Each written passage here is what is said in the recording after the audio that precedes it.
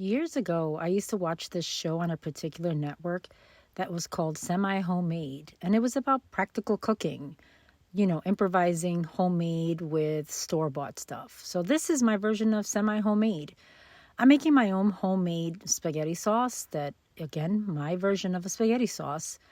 And it's something that helps me to make a quick meal. So, in this case, I'm making homemade sauce, but I'm improvising the rest of it with some store bought. So in this case, I'm making some homemade sauce with some store-bought meatballs. And I mean, you can use any meatballs. I mean, these are the meatballs that I tend to buy. I like these particular meatballs, but you pick whatever meatballs you want. And the hardest part of this recipe is basically making your own sauce.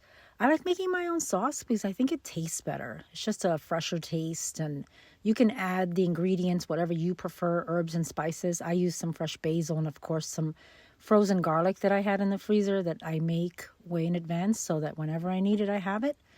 And so made the meatballs, let them simmer. I also added some mozzarella cheese to those meatballs. Oh my God, it makes it creamy. You should try it.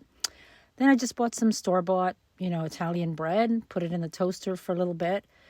I put it at 425, but I don't leave it in for the recorded time that it says 15 minutes. I don't do that. I leave it in for like 3 minutes, give it a nice little light toast. Checked on my meatballs and look at how creamy and delicious they're looking. And honestly, it's really good. You think that it wouldn't taste that great because it's store-bought meatballs, but it tastes good. With homemade sauce, it makes it. It really does. So I made the homemade sauce, made a few sandwiches, and that was my easy peasy dinner for tonight because you know what? A working girl has to focus on her downtime too. This was a really good dinner. You should try it.